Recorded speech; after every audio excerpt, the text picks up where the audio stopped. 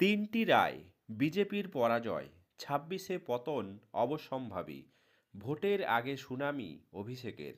লোকসভা কেন্দ্রীয় বাজেটের উপর আলোচনায় অংশ নিয়ে মোদী সরকারকে তীব্র আক্রমণ করলেন তৃণমূল কংগ্রেসের লোকসভার নেতা ও সর্বভারতীয় সাধারণ সম্পাদক অভিষেক বন্দ্যোপাধ্যায়। তার আবেগঘন ভাষণে তিনি উল্লেখ করেন, কেন্দ্র ইচ্ছাকৃতভাবে বাংলাকে প্রাপ্য অর্থ থেকে বঞ্চিত করেছে এবং বাংলা ভাষাভাষী পরিযায়ী শ্রমিকদের হয়রান করেছে। একই সঙ্গে তিনি দাবি করেন, চলতি বছরে বিধানসভা নির্বাচনেও বিজেপির পরাজয় অনিবার্য।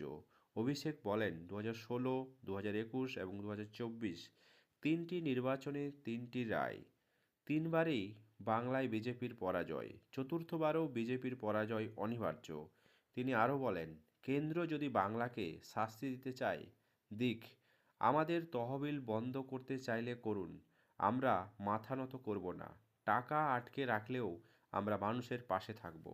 তৃণমূলের সাংসদ বলেন, বাংলা কোনোদিনও আত্মসমর্পণ করেনি, মেরুদণ্ড ঝোঁকায়নি, সংগ্রাম ও আত্মত্যাগে তা গড়ে উঠেছে।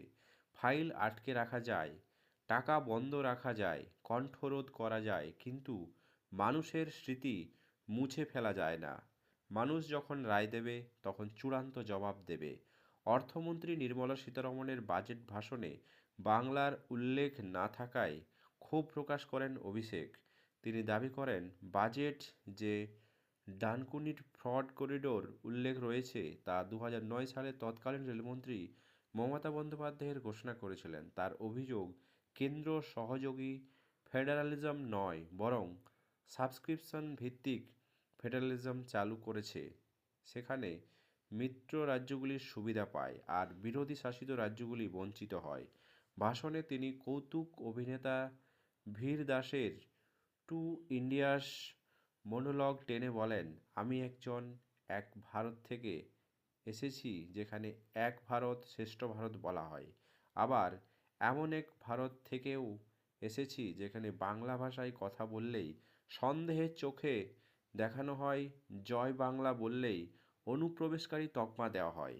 অভিষেকের অভিযোগ, বাংলার প্রাপ্য প্রায় 1.96 লক্ষ কোটি টাকা আটকে রাখা হয়েছে। তার কথায়, এটা শুধু অর্থ আটকে রাখা নয়, এটা সম্মান ও সাংবিধানিক সমতার প্রশ্ন। একই সঙ্গে তিনি মার্কিন যুক্তরাষ্ট্রের সঙ্গে বাণিজ্য চুক্তি নিয়েও কেন্দ্রকে আক্রমণ করেন। তার দাবি, এই চুক্তি মার্কিন কৃষকদের লাভবান করলেও ভারতীয় কৃষকদের প্রতিযোগিতায় পিছিয়ে দেবে এবং তাদের আরও বিপাকে ফেলবে। সব মিলিয়ে বাজেট বিতর্কে অভিষেক বন্দ্যোপাধ্যায়ের বক্তব্যকে ঘিরে সংসদে রাজনৈতিক উত্তাপ আরও বেড়েছে।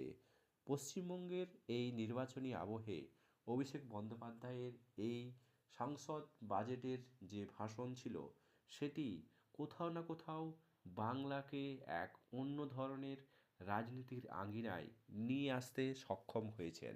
2026-এর নতুন রণনীতিতে তৃণমূলের সর্বভারতীয় সাধারণ সম্পাদক অভিষেক বন্দ্যোপাধ্যায়ের এই মন্তব্যগুলি সত্যিই কি যুক্তিযুক্ত?